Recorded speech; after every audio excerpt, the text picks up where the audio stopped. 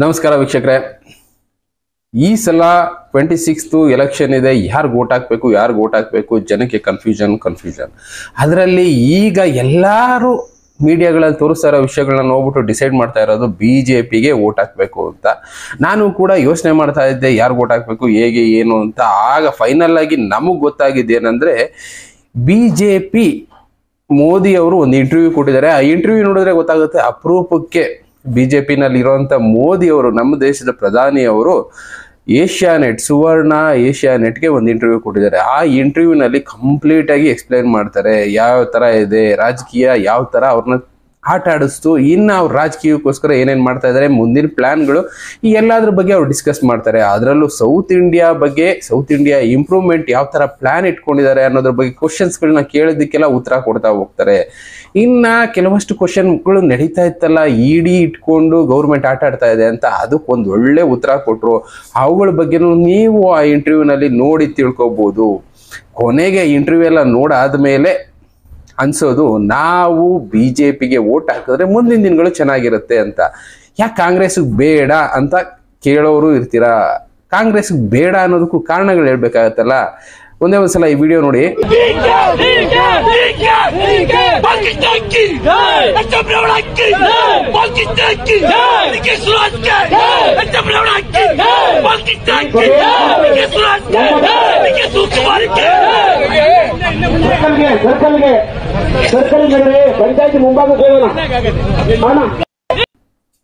Canvassing time ಅಲ್ಲಿ, ಅಂದ್ರೆ Congress canvas time ನಲ್ಲಿ ಪಾಕಿಸ್ತಾನಕ್ಕೆ ಜಿಂದಾಬಾದ್ ಅಂತ ಇದ್ದಾರೆ. ಅದಷ್ಟೇ ಅಲ್ಲ, ಬೇರೆ ಬೇರೆ ಕ್ಯಾನ್ವಾಸ್ ಪ್ರೋಗ್ರಾಮ್ಗಳೆಲ್ಲ ನೋಡಿದ್ರೆ ಎಷ್ಟೋ ಪ್ರೋಗ್ರಾಮ್ಗಳು ಈಗ ಹೊರಗಡೆ ಬರ್ತಾ ಇದೆ. ಅದರಲ್ಲಿ ಒಂದು ಕೋಮಿಗೆ ಸಪೋರ್ಟ್ ಮಾಡೋ ರೀತಿ ಈಗ ಎಲೆಕ್ಷನ್ ನ ಬಳಸ್ಕೊಳ್ತಾ ಇದ್ದಾರೆ. ಅದಕ್ಕೋಸ್ಕರನೇ ಎಷ್ಟೋ ಜನ ನೆಗೆಟಿವ್ ಆಗಿ ಕನ್ವರ್ಟ್ ಆಗ್ತಾ ಇದ್ದಾರೆ. ನಾರ್ಮಲ್ ಆಗಿ ಹಿಂದೂ ಮುಸ್ಲಿಮ್ಸ್ ಎಲ್ಲ ಒಟ್ಟಿಗೆ, ಏನಿಲ್ಲ ಅಂದ್ರೂ ಸುಮಾರು ಎಷ್ಟೋ ವರ್ಷಗಳಾಗೋಯ್ತೇನೋ ಒಟ್ಟಿಗೆ ಬದುಕ್ತಾ ಇದೀವಿ. ಅಂತ ಕೋಮುಗಲಭೆ ಅನ್ನೋದಿಲ್ಲ. ಅಂತ ಕೋಮುಗಲಭೆಗೆ ಕಾರಣ ಆಗ್ಬಿಡುತ್ತೆ ಕಾಂಗ್ರೆಸ್. ಕಾರಣ ಅವರು ಕೊಡ್ತಾ ಇರುವಂತ ಸಪೋರ್ಟ್ ಇಂದ ಕೆಲವಷ್ಟು ಜನ, ಉದ್ರಿಕ್ತ ಗುಂಪು ಅಂತಾನೆ ಹೇಳ್ಬೋದು, ಆ ಉದ್ರಿಕ್ತತನದಿಂದ ಏನೇನೋ ಅನಾಹುತಗಳು ಆಗೋದಕ್ಕೆ ಚಾನ್ಸಸ್ ಇರುತ್ತೆ. ಮೊನ್ನೆ ಕೂಡ ಬೆಂಗಳೂರಲ್ಲಿ ಒಂದ್ ಕಡೆ ನೋಡಿದೀವಿ, ಯಾವ್ದೋ ಒಂದು ಕಾರಲ್ಲಿ ಹೋಗುವಾಗ ಜೈ ಶ್ರೀರಾಮ್ ಅಂತ ಹಾಡ್ ಹಾಕೊಂಡು ಹೋಗಿದ್ದಕ್ಕೆ ಯಾರೋ ಒಬ್ಬ ವ್ಯಕ್ತಿ ಬಂದು ಅದಕ್ಕೆ ಕೌಂಟರ್ ಕೊಡ್ತಾ ಇರೋದನ್ನು ಒಂದು ನೋಡಿದ್ವಿ. ಇನ್ನು ಮೊನ್ನೆ ಕೂಡ ಒಂದು ನ್ಯೂಸ್ ಅಲ್ಲಿ ತೋರಿಸ್ತಾ ಇದಾರೆ ಯಾವ ರೀತಿ ಲವ್ ಜಿಹಾದ್ ಅನ್ನೋದು ಆಗ್ತಾ ಇದೆ. ಈ ರೀತಿ ಇದೆಲ್ಲ ಜಾಸ್ತಿ ಆಗ್ತಾ ಇದೆ. ಇನ್ನು ಎಷ್ಟೋ ಕೇಸ್ಗಳನ್ನ ಕೆಲವಷ್ಟು ಜನಕ್ಕೋಸ್ಕರ ಕಾಂಗ್ರೆಸ್ ಗೌರ್ಮೆಂಟ್ ವಜಾ ಮಾಡ್ತಾ ಇದೆ. ಇದೇ ರೀತಿ ಹೋದ್ರೆ ಮುಂದಿನ ದಿನಗಳಲ್ಲಿ ಅವರು ಯಾವ ರೀತಿ ಬದಲಾಗ್ತಾರೆ, ತಪ್ಪಿಗೆ ಶಿಕ್ಷೆ ಆಗ್ಲೇಬೇಕು. ಯಾವ ಪಾರ್ಟಿ ಆದ್ರೇನು, ಯಾರಾದ್ರೇನು, ಯಾರು ತಪ್ಪು ಮಾಡಿದ್ರು ಒಂದೇ ರೂಲ್ಸ್ ಅನ್ನೋದಿರ್ಬೇಕು. ಇಲ್ಲೇನಾಗ್ತಾ ಇದೆ, ಅವರ ಅಧಿಕಾರಶಾಹಿಗೋಸ್ಕರ ತಪ್ಪು ಮಾಡಿದವ್ರಿಗೂ ಶಿಕ್ಷೆ ಇಲ್ಲದೆ ಇರೋ ರೀತಿ ಮಾಡ್ತಾ ಇದ್ದಾರೆ. ನಾವು ಸಿಂಪಲ್ ಆಗಿ ನೋಡ್ಬೋದು, ಮೊದಲು ರೋಡ್ ಸೈಡ್ ಅಲ್ಲಿ ಈ ಟ್ರಾಫಿಕ್ ಪೊಲೀಸ್ನವ್ರು ತುಂಬಾ ಜನ ಇರ್ತಾ ಇದ್ರು, ಎಷ್ಟೋ ಜನ ಹಿಡಿತಾ ಇದ್ರು, ಕೇಸ್ಗಳು ಮಾಡ್ತಾ ಇದ್ರು. ಈಗ ಒಬ್ರು ಕಾಣಿಸ್ತಾ ಇಲ್ಲ. ಕಾರಣ ಕೇಳಿದ್ರೆ ಒಂದೇ ಮಾತು ಹೇಳ್ತಾರೆ, ಯಾರನ್ನೂ ಹಿಡಿಬಾರ್ದು ಅಂತ ಹೇಳಿದ್ದಾರೆ. ಅಲ್ಲಿ ತಪ್ಪು ಮಾಡೋರಿಗೆ ಶಿಕ್ಷೆ ಅನ್ನೋದೇ ಆಗ್ತಾ ಇಲ್ಲ. ಎಷ್ಟೋ ಜನ ಹೆಲ್ಮೆಟ್ ಹಾಕೊಳ್ತಾ ಇಲ್ಲ, ಹೆಂಗ್ ಬೇಕಂಗೆ ರ್ಯಾಶ್ ಡ್ರೈವಿಂಗ್ ಮಾಡ್ತಾ ಇದಾರೆ, ಕೇಳೋರಿಲ್ಲ ಹೇಳೋರಿಲ್ಲ. ಈ ತರದ್ದೆಲ್ಲ ನಡೀತಾ ಇದೆ. ಕಾರಣ ಕಾಂಗ್ರೆಸ್ ಗೌರ್ಮೆಂಟ್ ಕೊಡ್ತಾ ಇರುವಂತ ಕುಮ್ಮಕ್ಕು ಅಂತ ಹೇಳ್ಬೋದಾ, ಇಲ್ಲ ಅವ್ರಿಗೆ ಅಂದ್ರೆ ಕೆಲವಷ್ಟು ಜನಕ್ಕೆ, ಕೆಲವಷ್ಟು ಕೋಮುಗಳಿಗೆ ಕಾಂಗ್ರೆಸ್ ಗೌರ್ಮೆಂಟ್ ಬಿಟ್ಟಿರುವಂತ ಲಿಬರಲೈಸೇಷನ್, ಫ್ರೀ ಸ್ಕೀಮ್ ತರ, ಅದು ಏನಾದ್ರೂ ಒಂದು ಸ್ಕೀಮ್ ಕೊಟ್ಟಿದಾರೋ ಏನೋ ಗೊತ್ತಿಲ್ಲ.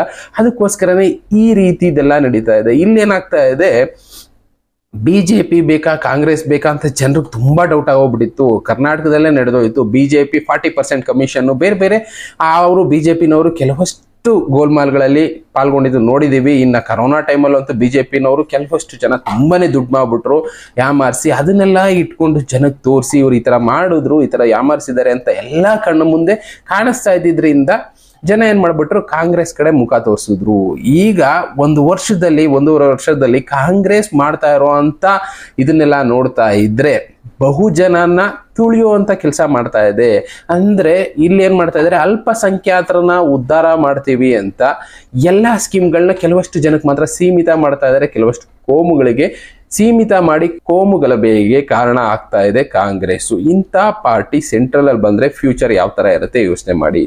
ಬಿಜೆಪಿ ಒಳ್ಳೇದು ಅಂತ ಹೇಳ್ತಿಲ್ಲ, ಬಿಜೆಪಿನಲ್ಲೂ ತಪ್ಪುಗಳಾಗಿದೆ. ಇನ್ಕ್ಲೂಡಿಂಗ್ ಇವತ್ತು ಮೋದಿ ಅವ್ರದ್ದು ಒಂದು ಭಾಷಣದ ಬಗ್ಗೆ ಮಾತಾಡೋದ್ನಲ್ಲ, ಆ ಭಾಷಣ ನೋಡ್ತಾ ಇದ್ದಾಗ ಗೊತ್ತಾಗುತ್ತೆ. ಮೋದಿ ಅವರು ಹೇಳ್ತಾರೆ ಹೌದು ಎಲ್ಲದರಲ್ಲೂ ತಪ್ಪು ಮಾಡೋರು ಇದ್ದೇ ಇರ್ತಾರೆ, ತಪ್ಪನ್ನ ಸರಿ ಮಾಡೋ ಕೆಲಸ ಮಾಡ್ತಾ ಇರ್ತೀವಿ. 100% ಆಗ್ಲಿಲ್ಲ ಅಂದ್ರೆ ಒಂದು 90%, 97% ತನಕ ನಾವು ತಗೊಂಡೋಗೋ ಕೆಲಸ ಅವ್ರು ಮಾಡ್ತೀವಿ ಅಂತ ಹೇಳಿದ್ರು. ಅದ್ರಲ್ಲೂ ಬಿಜೆಪಿ ಅವ್ರನ್ನ ಅವ್ರೇನು ವಹಿಸ್ಕೊಂಡು ಮಾತಾಡ್ತಾ ಇಲ್ಲ, ಎಲ್ಲರೂ ತಪ್ಪು ಮಾಡೇ ಮಾಡ್ತಾರೆ. ಸಹಿ ಅಂದ್ರೆ ಅವ್ರನ್ನ ಸರಿ ಮಾಡೋ ಟೈಮು ಜಾಸ್ತಿ ಆಗ್ಬೋದು, ಸಡನ್ ಆಗಿ ಸರಿ ಮಾಡೋದಕ್ಕಾಗೋದಿಲ್ಲ. ಸರಿ ಮಾಡ್ತಾ ಇದ್ದೀನಿ ಅಂತ ಅವ್ರು ಒಪ್ಕೊಳ್ತಾ ಇದ್ದಾರೆ. ಆ ರೀತಿ ಈಗ ಕಾಂಗ್ರೆಸ್ ಅಲ್ಲಿ ಯಾರು ಕೂಡ ಒಪ್ಕೊಳ್ತಾ ಇಲ್ಲ, ಅವ್ರನ್ನ ಅವ್ರು ಸಮರ್ಥನೆ ಮಾಡ್ಕೊಳ್ತಾರೆ. ಅದರಲ್ಲಿ ಕೆಲವಷ್ಟು ವಿಡಿಯೋಗಳಲ್ಲಿ ನಾವು ನೋಡ್ಬೋದು, ಮುಂದಿನ ಜನ್ಮದಲ್ಲಿ ನಾನು ಮುಸ್ಲಿಂ ಆಗಿ ಹುಟ್ಟಬೇಕು ಅಂತ ಇದ್ದೇನೆ, ಏನಾರು ಇನ್ನೊಂದು ಜನ್ಮ ಇದೆ ಅಂತ ಅನ್ನೋದಾದ್ರೆ ಮುಂದಿನ ಜನ್ಮದಲ್ಲಿ ನಾನು ಮುಸ್ಲಿಂ ಆಗಿ ಹುಟ್ಟಬೇಕು ಅಂತ ಇದ್ದೇನೆ, ಏನಾರು. ಈ ವಿಡಿಯೋಗಳೆಲ್ಲ ನೋಡ್ತಾ ಇದ್ರೆ ಜನಕ್ಕೆ ಏನ್ ಅನ್ಸುತ್ತೆ?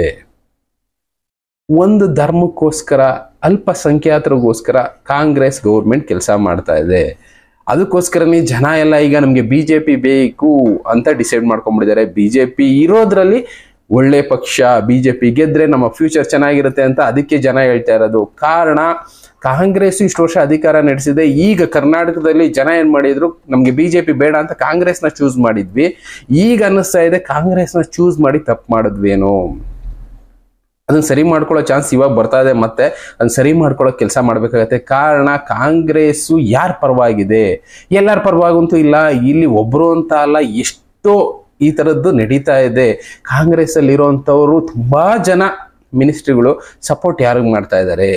ನಿಜವಾಗ್ಲೂ ನ್ಯಾಯ ಅನ್ನೋದು ಎಲ್ಲರಿಗೂ ಒಂದೇ ತರ ಸಿಗ್ತಾ ಇದೆಯಾ? ಎಲ್ಲರಿಗೂ ಫೆಸಿಲಿಟಿಗಳು ಒಂದೇ ತರ ಸಿಗ್ತಾ ಇದೆಯಾ? ಬಿಜೆಪಿಯಿಂದ ಎಷ್ಟೋ ಜನಕ್ಕೆ ತೊಂದರೆಗಳಾಗಿದೆ. ಎಷ್ಟೋ ಜನ ಈಗಲೂ ಹೇಳ್ಬೋದು, ಹೌದು ಇನ್ಕ್ಲೂಡಿಂಗ್ ನಾನು ಹೇಳ್ತೀನಿ, ಬಿಜೆಪಿ ಡೆಮೊಕ್ರೆಟಿಕ್ ಅನ್ನೋದನ್ನ ಬಿಟ್ಟು ಡಿಕ್ಟೇಟರ್ಶಿಪ್ ಕಡೆ ಹೋಗ್ತಾ ಇದ್ ಅಂತ ನಾವು ಕೆಲವಷ್ಟು ಪ್ರೋಗ್ರಾಮ್ಗಳನ್ನ ಮಾಡಿದೀವಿ. ಹೌದು ಡಿಕ್ಟೇಟರ್ಶಿಪ್ ಕಡೆ ಹೋಗ್ತಾ ಇದ್ರು ಪರವಾಗಿಲ್ಲ ನಮಗೆ, ಆದ್ರೆ ಕಾಂಗ್ರೆಸ್ ಗೌರ್ಮೆಂಟ್ ಬೇಡ ಅನ್ನೋ ಪರಿಸ್ಥಿತಿಗೆ ಈಗ ಕಾಂಗ್ರೆಸ್ ಗೌರ್ಮೆಂಟ್ ಮಾಡ್ತಾ ಇರೋ ಕೆಲಸಗಳನ್ನೆಲ್ಲ ನೋಡಿದ್ರೆ ಅನ್ನಿಸ್ಬಿಡುತ್ತೆ. ಕಾಂಗ್ರೆಸ್ ಗೌರ್ಮೆಂಟ್ ಅಂತಾನೆ ಅಲ್ಲ, ಇವ್ರ ಜೊತೆ ಇರುವಂತ ಬೇರೆ ಬೇರೆ ಪಾರ್ಟಿಗಳು ಇದೆ, ಅಲಯನ್ಸ್ ಮಾಡ್ಕೊಂಡಿರುವಂತ INDIA ಪಾರ್ಟಿಗಳಿದಾವಲ್ಲ, ಇವು ಕೂಡ ಅದೇ ಕೆಲಸ ಮಾಡ್ತಾ ಇರೋದು. ಎಲೆಕ್ಷನ್ ಗೆಲ್ಲೋದಕ್ಕೋಸ್ಕರ 108 ಕುತಂತ್ರ ಮಾಡ್ತಾರೆ. ಆ ಕುತಂತ್ರಗಳಲ್ಲಿ ಇಲ್ಲಿ ಧರ್ಮ, ಕೋಮು ಇವುಗಳನ್ನ ಇಟ್ಕೊಂಡು ಇವ್ರೇನ್ ಮಾಡ್ತಾ ಇದ್ದಾರೆ, ಅವರು ಗೆಲ್ಲೋ ಪ್ರಯತ್ನ ಮಾಡ್ತಾ ಇದ್ದಾರೆ. ಅವರು ಗೆದ್ದಾದ್ಮೇಲೆ ಏನಾಗುತ್ತೋ ಗೊತ್ತಿಲ್ಲ, ಬಟ್ ಆದ್ರೆ ಅವ್ರು ಗೆಲ್ಲೋ ಪ್ರಯತ್ನಕ್ಕೆ ಇಲ್ಲಿ ಇವನ್ನ ಬಳಸ್ಕೊಳ್ತಾ ಇರೋದಕ್ಕೆ ಜನ ಯಾವ ರೀತಿ ವರ್ತನೆ ಮಾಡ್ತಾರೆ ನೋಡ್ಬೋದು. ಈಗಾಗಲೇ ನೋಡ್ತಾ ಇದ್ದೀವಿ, ಎಷ್ಟೋ ಜನ ರೂಲ್ಸ್ ವೈಲೇಷನ್ ಅನ್ನು ತುಂಬಾ ಈಸಿಯಾಗಿ ಮಾಡ್ತಾ ಇದ್ದಾರೆ, ಬಟ್ ಅವ್ರ ಮೇಲೆ ಕೇಸ್ ಆಗೋದಿಲ್ಲ. ಗೌರ್ಮೆಂಟ್ ಹೇಳ್ಬಿಡಿದೆ ಅಂತವ್ರ ಮೇಲೆ ಕೇಸ್ ಮಾಡಬೇಡಿ ಅಂತ. ಯಾಕೆ? ಒಂದು ಧರ್ಮಕ್ಕೊಂದು ರೂಲ್ಸು. ಈ ತರ ಧರ್ಮ ಇಟ್ಕೊಂಡು ರಾಜಕೀಯ ನಡೆಸಬೇಕಾ? ಇದೇ ಮುಂದಿನ ದಿನಗಳಲ್ಲಿ ದೇಶನ ಹಾಳು ಮಾಡುವಂಥದ್ದು. ಅದಕ್ಕೋಸ್ಕರನೇ ಜನ ಈಗ ಬಿಜೆಪಿ ಕಡೆ ಮುಖ ಮಾಡಲೇಬೇಕಾಗತ್ತೆ. ಇಲ್ಲ ಅಂದ್ರೆ ದೇಶ ಇಬ್ಬಾಗ ಆಗೇ ಆಗುತ್ತೆ. ಅದರಲ್ಲಿ ಸುವರ್ಣ ಏಷ್ಯಾ ನೆಟ್ ಅವರು ಕೇಳಿದಂತ ಪ್ರಶ್ನೆಗಳಿಗೆ ಮೋದಿ ಅವರು ಉತ್ತರ ಹಾಗೆ ಕೊಟ್ರು. ಸೌತ್ ಇಂಡಿಯಾದಲ್ಲಿ ಅಂದ್ರೆ ಕರ್ನಾಟಕ, ಕೇರಳ, ತಮಿಳುನಾಡು, ಹೈದರಾಬಾದ್ ಇಲ್ಲೆಲ್ಲ ಸೌತ್ ಇಂಡಿಯಾನ ಸಪರೇಟ್ ಮಾಡೋ ಪ್ರಯತ್ನ ಮಾಡ್ತಾ ಇದ್ದಾರೆ. ಇದಕ್ಕೆ ಏನ್ ಉತ್ತರ ಕೊಡ್ತೀರಾ ಅನ್ನೋದಕ್ಕೆ ಅವ್ರು ಒಂದೇ ಮಾತು ಹೇಳಿದ್ರು.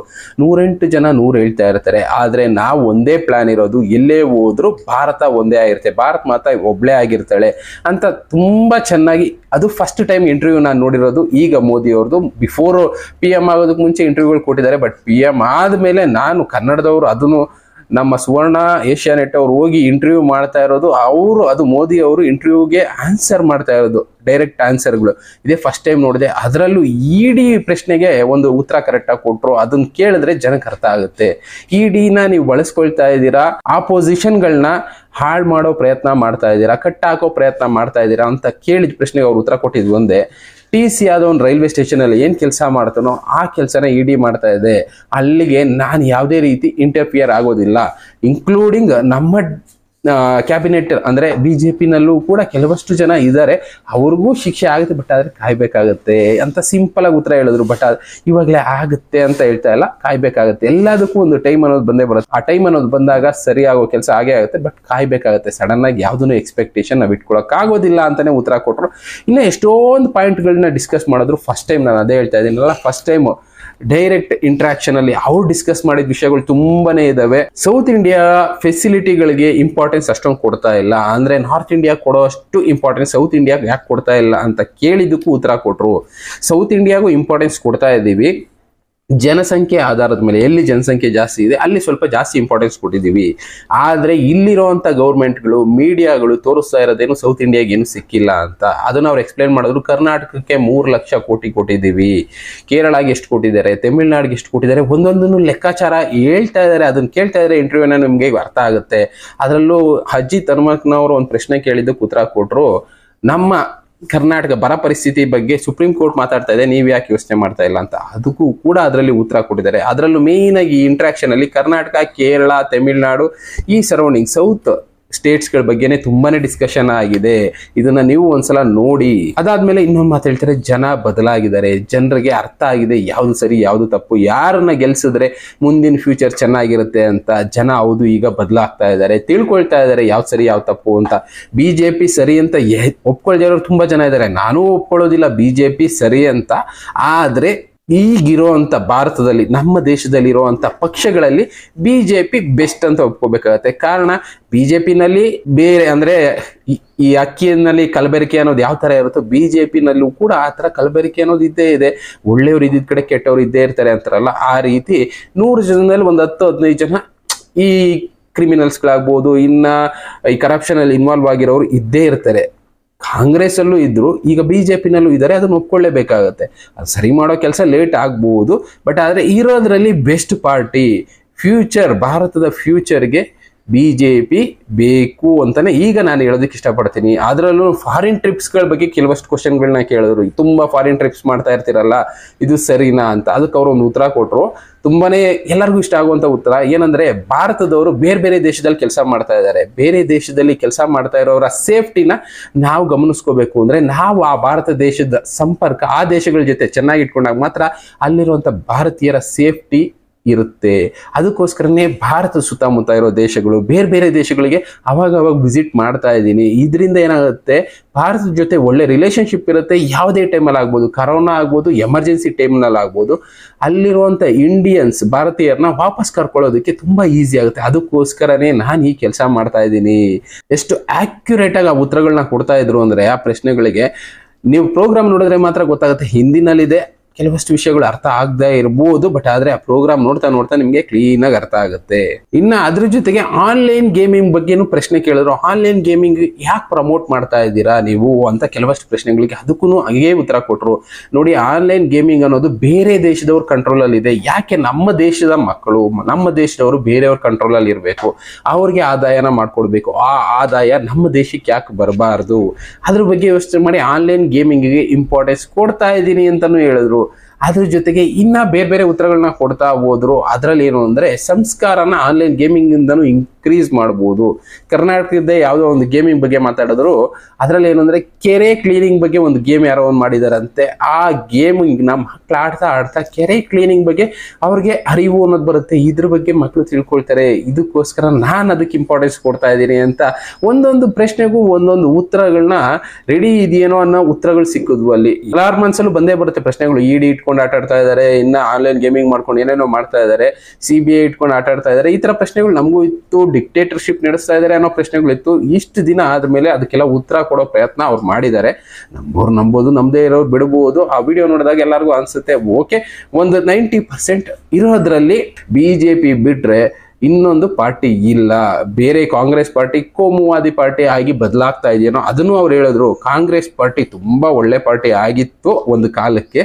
ಹೋಗ್ತಾ ಹೋಗ್ತಾ ಹೋಗ್ತಾ ಅದು ಯಾಕೆ ಈ ಲೆವೆಲ್ಗೆ ಇಳಿತಾ ಇದೆಯೋ ಗೊತ್ತಿಲ್ಲ. ಕೆಲವಷ್ಟು ಪಾರ್ಟಿಗಳು ಅವರು ಬೆಳೆಯೋದಕ್ಕೋಸ್ಕರ ಏನೇನೋ ರೀತಿ ಕುತಂತ್ರಗಳನ್ನ ಮಾಡ್ತಾರೆ. ಆ ಲೆವೆಲ್ಗೆ ಕಾಂಗ್ರೆಸ್ ಇಳಿತಾ ಇದೆ. ಇದು ಸರಿ, ನಾವು ಒಂದ್ಸಲ ಯೋಚನೆ ಮಾಡಬೇಕು ಕಾಂಗ್ರೆಸ್ ಪಾರ್ಟಿ ಕೂಡ ಅಂತಾನೂ ಹೇಳಿದ್ರು. ನಮ್ಮ ರಾಜ್ಯದಲ್ಲಿ ಆಗ್ತಾ ಇರೋದು ಇದೆ.